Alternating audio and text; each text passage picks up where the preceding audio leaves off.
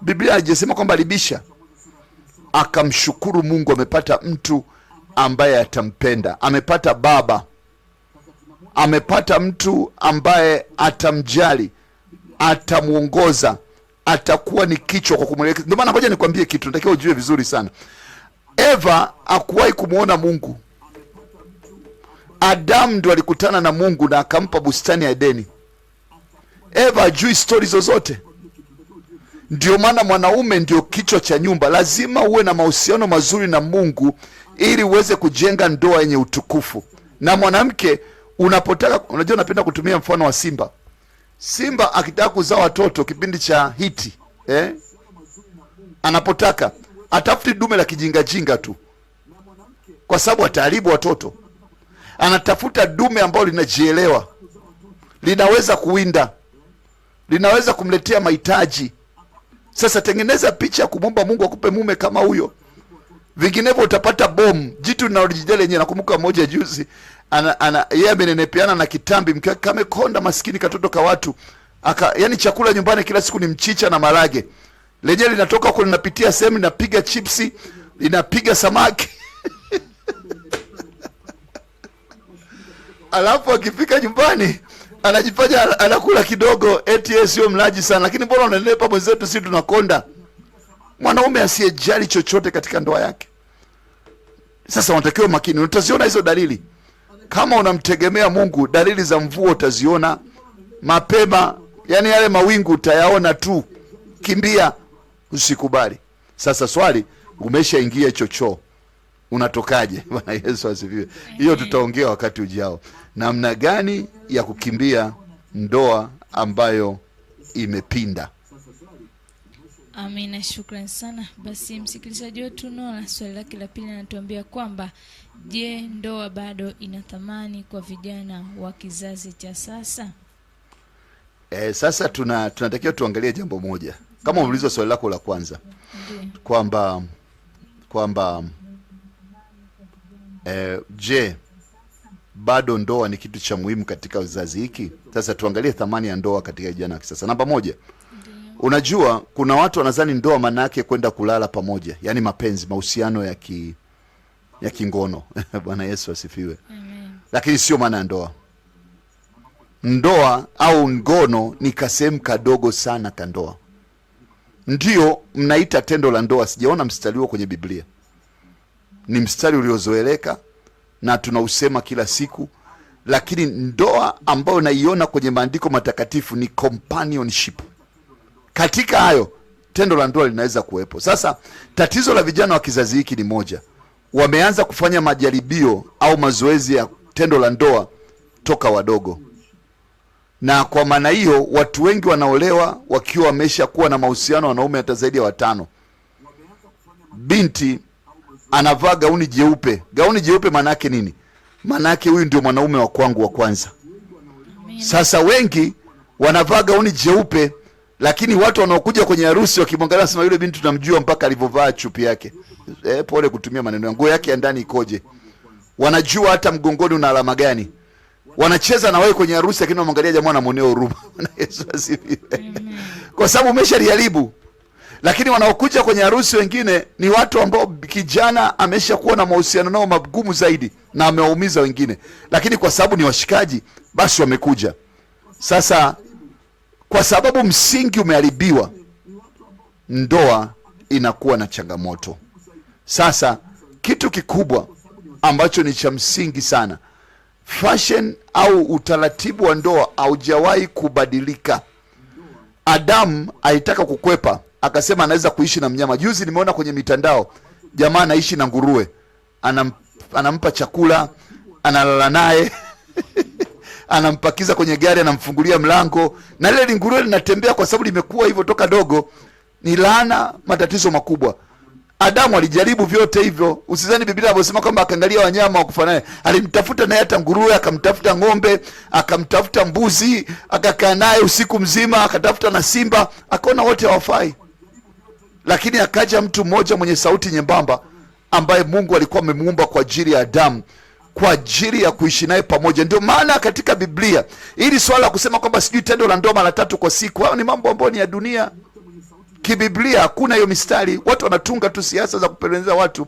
Ndio maana kuna mafundisho ya Biblia na mafundisho ya kweli ya maandiko na mafundisho ya kidunia. Kuna mafundisho ambayo ni ya kishetani, na unakuta mtu amesimama mpaka kwenye madhabahu ya Bwana akieleza, Bwana, unajua mpe dozi mkiume wako. Unatoa wapi hao maneno? Wamebaki walokole ambao wanajua seksi kuliko hata watu wa dunia. No, sio huko, hatuendi huko. Ndoa is for companionship. Ndoa ni kwa ajili ya kuwa na mwenzi wa kuwa naye. Ndio maana natakiwa mjue sana mwanaume au mwanamke unataka kuolewa naye. Is not about sex, is not about six pack au kujazia sijui mbele wala nyuma. It's about the brain of a person you want to marry or get married to. Ni ubongo au ile tabia ya mtu unataka kumuoa au kuishi naye, sio vingine zaidi ya hapo. Sasa ukikosea kwenye hilo itakuletea matatizo. Ukutana na mabinti wanasema mimi nataka nizae tu, sihitaji kuwa na mume anayeniongoza, mimi sitaki kuwa chini ya mume. Wengine wanasema kula maisha kidogo kabla ya kuolewa. Endelea kula maisha, utakutana na wanaume washenzi wote, utakula mauchafu yote utataka wewe. Hamna kitu kama hicho bwana. Umri wa kufika, ua limekomaa, olewa. Amina, shukrani sana. Swali jingine linatoka kwa msikilizaji Gracia, anatuambia kwa nini vijana wengi wanaishi kama wanandoa bila kufunga ndoa? Sasa hapo ni mambo mawili. Biblia inasema hivi, enyi binti Yerusalemu, msiachochee mapenzi, yaache kwa kabla wakati wake. Unajua, ukiona mti wa mwembe after ukaanza kula maembe mabichi utatia mpaka chumvi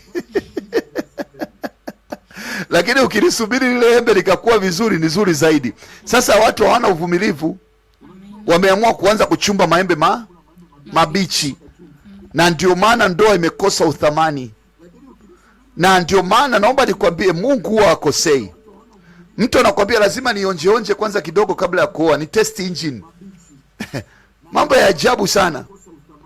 Na naomba nikwambie, kwa sababu unajenga msingi wako wa ndoa hivyo, lazima utapigwa uko mbele, lazima utapata shida.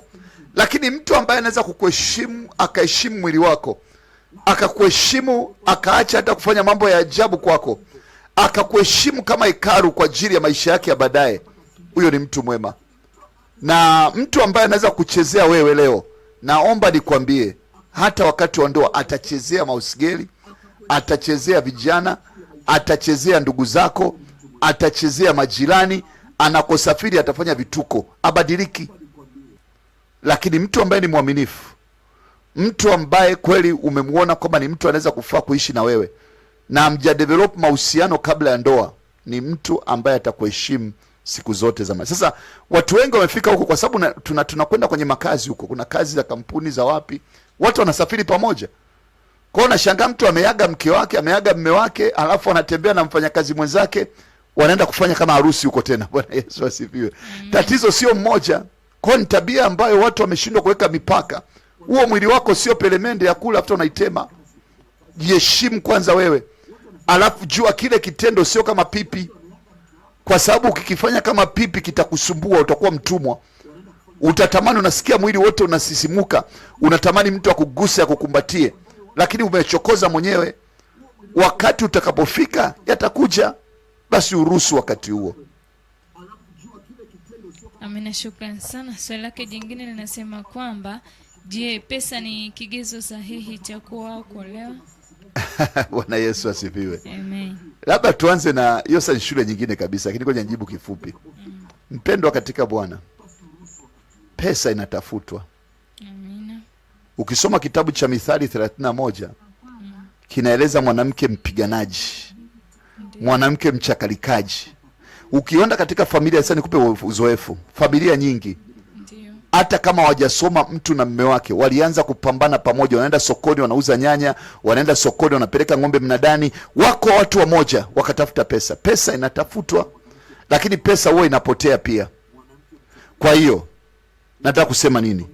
Pesa sio msingi wa ndoa, kwa sababu amna pesa mbaya umeikuta kwa mtu eti anakuhudumia kila kitu, alafu unasema kwamba hiyo ndio yenyewe, nataka mume ambaye atanihudumia kitu. No, tafuta mume mwenye maono, Tafuta mke mwenye maono, mke ambaye anajielewa, anajua, ni mke wa Mithali 31, anaamka mapema kufanya kazi zake, mwanamke ambaye hawezi kula chakula cha uvivu, mwanamke ambaye atahakikisha mume wake anaheshimiwa sokoni. Huyo ndio mwanamke. Alafu mwanaume ambaye atakuheshimu, mwanaume ambaye anajua kupambana. Mungu alipomuumba Adamu, Eva alimkuta Adamu anafanya shughuli zake pale shambani. Mwanaume ambaye ni arosto, ajielewi, kijana tu amekula, anapiga panki lake, anapiga six pack, anajifanya anaongea tu, anajua kuimba sana. Naomba nikwambie utakula hasara. Kaulize wanawake na binti waliolona waimbaji. Sijasema waimbaji ni wabaya, lakini najua wengi hawataki kufanya kazi. Wengi wanapanda ile sauti zao na vile wanavyojua kufanya kuimba inawafanya waweze kujiona kama vile wao wanatakiwa kulishwa na kutunzwa kwa sababu wana kipawa cha Bwana. Kumbe ni uvivu ndani ya mioyo yao. Sasa usikubali kuolewa na mwanamume ambaye hajui anafanya nini. Usikubali kuolewa na mwanamume ambaye hajielewi, kwa sababu atakusumbua. Ndiyo, mapenzi utayapata tena speed ya 580. Lakini naomba nikwambie, baada ya mapenzi chakula lazima kiwepo mezani. Sasa lazima upate mtu anajua kuwinda. Nimekwambia hadithi ya simba. Lazima upate. Sasa anaweza kuwa na pesa wakati huo, lakini anaweza kuwa pia sio na pesa wakati huo. Mwangalie mwanaume mwenye vision. Na mwanaume mwenye vision ni mwanaume ambaye atakuheshimu mwili wako, hatapenda kuchezea mpaka mtakapokutana katika ndoa. Ni mwanaume ambaye atakuthamini na kuweza kukuhudumia. Lakini ukikosea ukamfuata mwanaume ambao unamuona sijui ana macho mekundu, sijui ya njano, sijui ya blue, amepiga panki ambao amelitengeneza sijui Marekani, sijui USA, sijui Canada, alafu wewe ukaingia kingi, imekula kwako. Utamtunza mpaka unaingia kaburini. Sasa wewe makini. A visionary man is a man ambao unatakiwa kuwa naye. Pesa sio issue, pesa zitapatikana. Ukishakuwa na mwanaume mwenye vision. Wengi ambao tumetoka katika maisha haya, wengine tumetoka katika maisha ya chini sana. Lakini tulipopata mke mwema, tuliweza kutafuta pamoja, tukajiongeza, tukakuwa pamoja. Leo unaweza kuwa na pesa, sio tatizo. Hakuna mwanadamu amezaliwa na pesa. Na ndio maana kuna familia nyingi, watu wametoka kwenye familia ya kimaskini kabisa, leo wana mabilioni. Pesa inatafutwa kama mkiwa pamoja, mkiwa na umoja kwa pamoja. Kitabu cha Mithali cha Zaburi 133 mstari wa kwanza mpaka wa 3 anasema wazi kwamba ni jambo jema ndugu kukaa pamoja kwa umoja. Narudia tena, ni jambo jema ndugu kukaa pamoja kwa umoja. Kwa kikubwa kinacholeta utajiri katika ndoa ni umoja. Kikubwa kinacholeta utajiri katika ndoa ni kukaa pamoja. Watu wengi wako katika ndoa wanakaa pamoja, lakini hakuna umoja. Amina, shukrani sana. Lakini msikilizaji Nelson anatuambia kwamba je, ni heri kubaki single kuliko kuoa mtu usiyempenda? Kwa nini uoe mke usiyempenda? Bwana Yesu asifiwe. Kwani uamuzi wa kuoa unalazimishwa? Inatokea. Ila la kwanza, tujibu maswali katika maeneo yote mawili. La kwanza, ndiyo, kubaki single, hapana. Usidanganyike. Ndiyo. Utatuharibia mambo. Amen. Biblia inasema sio vema mtu kukaa peke, sio mke wala mume, sio vema. Na kama Mungu amesema sio vema, Mungu amesema kwamba kitu fulani ametoa maelekezo, pendaneni. Sasa ukisema kwamba hivi inawezekana nisipendane after nikaishi hivyo, huo ni ujinga. Kwa umeshaelekezwa, hii ni amri. Kwa ni lazima kuoa au kuolewa ni biblical. Sasa utaniambia mbona Paulo alisema uona mtumikia Mungu, unaenda kuhubiri injili kama Paulo wewe? Usete mambo ya kijinga hapo, unataka kudanganya watu. Wewe unatumia maandiko kujiegemeshea. No! Oa, chukua majukumu. La pili, twende hapo, kupata mtu usiyempenda. Nimekwambia misingi ya kupata mke mwema. Lazima hatua ya kwanza wewe ni mtu ambaye una sifa naye. Sifa za mwanamke anataka kuolewa naye ni huyu. Sifa za mwanaume anataka kuolewa naye ni huyu. Na naomba nikwambie, kama kuna kitu Mungu amekifanya, hajaweza kukulazimisha katika jambo lolote. Kwa swala la kulazimishwa, huo ni ujinga wako. Amua kutoka huko na acha naye, lakini sio kuniambia kubaki single. Single sio leo huko umeshasikia single mtu anaweza kuishi peke yake, mguu mmoja tembea nao peke yake. Ilikuwa na miguu miwili tembea pamoja. Bariki sana. Amina, shukrani sana. Lakini msikilizaji Angel anatuambia kuna tofauti gani kati ya kumpenda mtu na kuwa tayari kumwoa au kuolewa naye? Sasa hapo pagumu. Ngoja nikwambie kitu. Umeshaona mbwa anapotafuta jike? Analuka ukuta. Kama umefuga nyumba, mimi nimefuga mbwa sana. Analuka ukuta mbwa, anaenda kuchukua jike. Au kuku. Labda tuanze na kuku. Kuku akimwona jike, anafanyaje? Anamfukuza. Utasema hujaona, katafute kaangalie, utaona. Kama hujakaa kijijini shauri yako. Wewe kama umekaa mjini, sasa nenda kakae kaulize, nenda kwa bibi siku moja ukaone. Amen. Kwa anamfukuza, anamdaka, alafu anafanya mambo yake, alafu anamwacha. Ile inaitwa tamaa. Yaani unakuwa na mwemuko. Ndio maana nimekukataza usiolewe na mtu au kuoa mtu kwa sababu anavyoonekana nje. Wengine tulidanganyika huko nyuma, sema ndaka chembamba potable. Sasa amezaa mtoto wa kwanza anakula mtoli hapo. Potable unaondoka. Utamwacha. Kwa hizo ni siasa. Kitu kikubwa ni kuona ndani ya huyu mtu ana values gani, ana tabia gani ambavyo mnaendana navyo. Ndio sifa kubwa ambayo unatakiwa kwenda kwa mume au mke. Huyu mwanaume ni mtu ambaye anajielewa, ana hekima, anaweza kuongoza na kusimamia familia. Hizo ndio sifa kubwa. Sasa zile ndio zikupe upendo wako kwake. Sio upendo wa kuvutika kwa sababu ya tamaa. Nimemwona blaza mmoja bwana kala shati fulani. Shati si analiweka tu kwa nje, unamjua mtani mtu huyo. Amekula sijui panki fulani limepigwa, limenyoka, limekwenda shule. Alafu nataka kwenda kutishia wenzako mabinti kwamba huyu ndio wa kwangu, unaonyesha kwenye picha kwenye Facebook. Huo ni upumbavu. Ana nini ndani yake? Anaweza kuwa na mapanki yake ni jitu la hovyo kabisa, lijui hata kuongea. Wewe ndio umeenda kumtongoza. Sasa mwanaume ambaye hawezi hata kutongoza unasema tunaolewa naye, si mwanaume bomu huyo. Lazima ajue mwanaume ambaye anajielewa. Mwanaume ambaye anaweza kupanga sera. Na mara ya kwanza lazima umtolee nje, mwambie mimi sitaki. Ili arudi tena atafute kama simba anavyowinda porini. Sasa wewe dakika moja tu wewe ndio unaenda kumwambia, mimi niko tayari hata kama ukitaka kunioa kesho. Unataka matatizo gani unataka? Kwa hiyo nataka nijibu swali lako Angel. Nisije katoka nje sana ya kile ambacho umetaka sana kukijua. Vitu viwili vya kwanza. Cha kwanza, usiende na miemuko. Mwili wa mwanadamu umeumbwa kwa miemuko ambao haitakoma. Ndio maana mwanaume anaweza kuoa na bado akatamani mwanamke mwingine, kwa sababu tamaa haina uhusiano na ndoa. Ndoa unamwoa mtu kwa sababu ya value zake ndani yake. Labda nikuulize swali. Adam na Eva wamekutana bustanini. Kuna mmoja alimpenda mwenzake? Mungu ndio aliunganisha. Kwa anayekuunganisha na ndoa, Biblia inasema kwamba Mungu atakupa haja za moyo wako.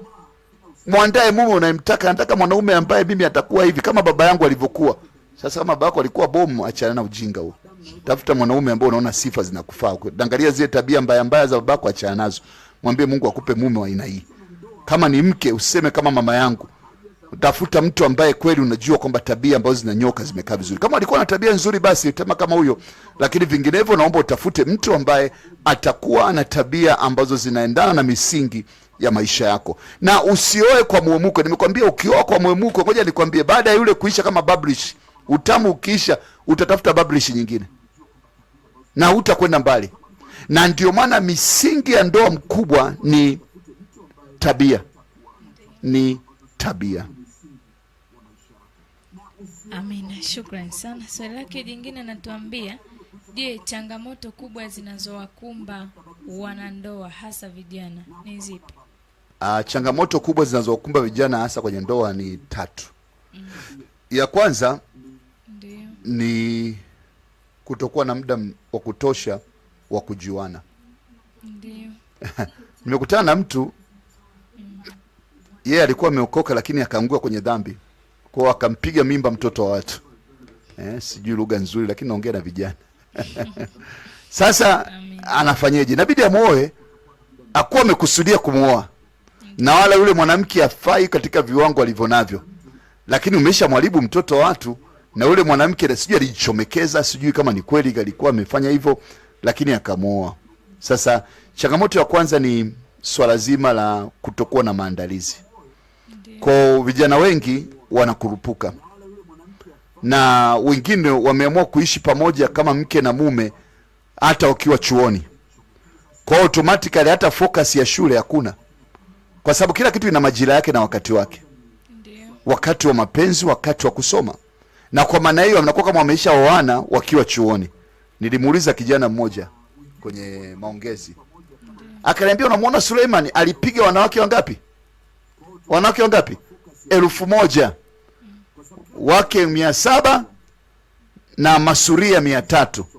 Nikamuuliza, wewe katika kukua kwako ulikuwa hujaokoka mwanzo, na hata kama uliokoka basi sababu ulifanya madudu, umelala na wanawake wangapi? Mimi nikumbuke. Amewasahau kwa sababu zamani alikuwa anaandika mpaka majina, leo amekuwa mshenzi. Kwa hiyo bora hata Suleiman kuliko hata yeye, yeye mbaya zaidi. Hata anasema eti hajaoa. Ameshaoa wanawake zaidi ya 100, ameshalala nao. Nikamuuliza, binti, umetembea na wanaume wangapi kabla ya kuokoka au baada ya kuwa katika? Sasa wanaume wote ni wame zako hao. Kwa hiyo ukiniambia kwamba hujawahi kuolewa kibiblia, mimi najua umeshaolewa. Ushalala na mtu kama mwili mmoja. Bwana Yesu asifiwe. Huyu naye sasa uliamua tu kuhalalisha kanisani. Lakini kama ni ndoa, wewe Adamu na Eva ilishatokea siku nyingi sana. Bwana Yesu asifiwe. Kwa sio uongo. Sasa tuende kwenye swali lako la msingi. Baada ya kusema hayo, ni muhimu kujua kwamba changamoto ya kwanza ni hiyo, kwamba watu wanaoana wakati hawajuani vizuri. La pili ni changamoto ya kiuchumi, kwa sababu vijana wengi wamemaliza kazi, wamemaliza elimu, wamesoma, lakini hamna kazi za kufanya. Na vijana wengi wana mshipa wa aibu. Kwa wanaume wengine wameanza kutegemea wanawake, kwa sababu baba ameoa kwenye nyumba yenye aueni, alafu anapokosa aibu, mkwe ndio anawapa chakula, mkwe anawapa nyumba ya kuishi, mkwe anawapa gari ya kuendesha. Aibu kubwa kwa mwanaume katika maisha ya sasa. Ni muhimu kujua na kujitambua kwamba haijalishi elimu yako ni nini, Mungu amekupa nafasi ya kupambana kwa ajili ya kujenga ndoa na kulisha huyo mwanamke. Kwa hata kama ametoka kwenye familia ambayo ni ya uweni, ni muhimu sana kwa mwanaume kujua jukumu lake la kuweza kulea na familia. Sasa unaniambia, mchungaji, sasa inakuwaje? Ajira hamna. Mpendwa katika Bwana, naomba nikwambie, Mungu hajawahi kushindwa. Whether ni ajira ambayo ni fomo, ajira ambayo ni mfomo, ingia kwenye magoti, muombe Mungu, atakufungulia mlango wa kiuchumi. Sio wote wanatakiwa kuajiriwa, na sio wote wanatakiwa kufanya biashara, sio wote wanatakiwa kutafuta pesa, lakini ukimwomba Mungu na ukatembea na Mungu na kumtegemea, naomba nikwambie, Mungu anabadilisha historia, atakufungulia mchongo wa kutoka, maadamu mko wamoja na mnaishi pamoja. Lakini bahati mbaya, mwanamke wengi, nimekutana ndoa nyingi katika huduma ambao Mungu ameniita. Kwa hiyo bahati mbaya, mama au binti ametoka Loleza, ametoka St. Francis, ameenda chuo kikuu cha Dar es Salaam, au ameenda China, piga first class, kwa ameajiriwa na kampuni ya simu. Kijana bahati mbaya amebangaiza, amesoma huko shule za inaitwaje? Sasa hata elimu yake kidogo ya kubabaisha ameungaunga, lakini ndio ameoana sasa, wanaishi pamoja. Sasa badala ya kijana kujichomoa kiuchumi na kumtegemea Mungu amtoe pale, anabungaa, anamtegemea mwanamke ndio alete mkate mchana, ndio alete uji kwa ajili ya kulisha watoto. Kwa hiyo wengine wamefika hatua atakuwa wamesema, mimi bora niwe usigeli, wewe kafanye kazi alafu wewe leta chakula. Naomba nikwambie, ni kwa muda mfupi sana, baadaye itabaki fire hiyo ndoa haipo, hiyo ishaondoka. Hiyo ni changamoto ya pili. Vijana wengi hawana njia za kiuchumi, lakini pia sisi miaka yetu tunasema mama alikuwa anakaa nyumbani, baba anaenda kuhangaika. Sasa leo Mungu ametoa neema, mabinti nao wamekuwa na uwezo mkubwa. Sasa unafanyeje? Na ndio maana kuna mtu akaniambia, hela ya mwanamke sio ya kwangu. Nikamwambia ni ushetani. Hela ya mwanamke ni ya nyumba, hela ya mwanaume ni ya nyumba. Nyinyi ni watu wa moja, pangeni mipango pamoja. Huyo anayekufundisha kwamba mimi nisitaki kutegemea hata kama nafanya kazi, hela yangu ni ya kwangu, hiyo ni mafundisho ya kishetani hayo, hapo katika Biblia. Acha ujinga huo, tengeneza ndoa ambayo inaendana na Biblia. Amina. Shukrani sana. Lakini pia swali lake lingine nasema, mitandao ya kijamii inaathiri vipi mahusiano na ndoa za vijana? Hilo ni swali kubwa sana la ambalo la msingi sana, na moja kati ya changamoto kubwa kwenye ndoa za sasa hivi. Cha kwanza, mabinti wengi, wala sikufichi wala simunyi maneno, wanatumia simu muda wote. Naomba nikwambie kijana, sikiliza. Umeenda kumtongoza binti, alafu umetoka tu date kwenye date nao, kwa sababu mseme tunafanya atafanya ni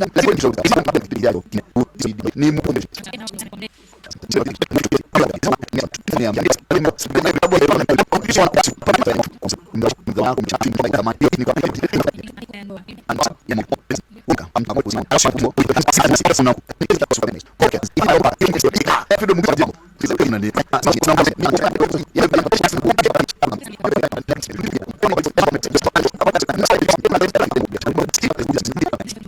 Kushukuru sana, lakini pia kwa nambari ya kutuma ujumbe hapa studio ni 0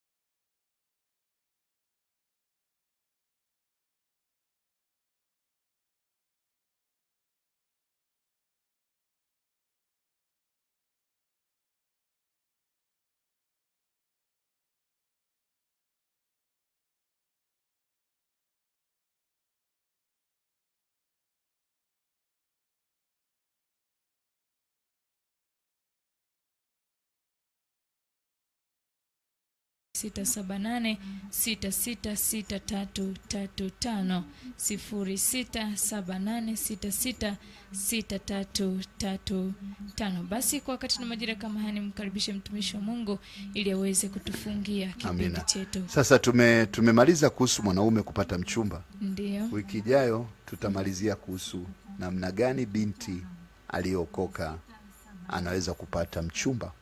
Je, aende kwenye dating sites? Mnazijua dating sites au msijui? Basi tutakufundisha.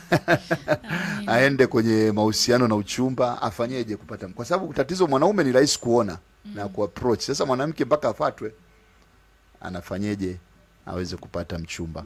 Tutaliongea kwa upana.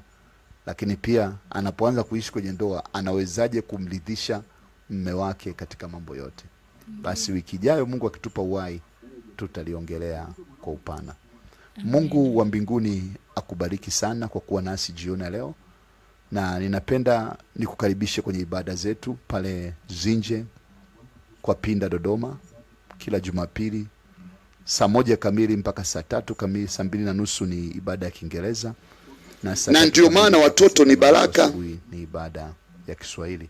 Lakini pia kama unataka kuoana na mpenzi wako, njoo tutawafundisha, na baadaye mtaishi pamoja kwa furaha daima kadri Mungu anavyotaka. Mungu wa mbinguni awabariki sana. Lakini pia anapoanza kuishi kwenye ndoa, anawezaje kumridhisha mume wake katika mambo yote? Basi wiki ijayo Mungu akitupa uhai tutaliongelea kwa upana.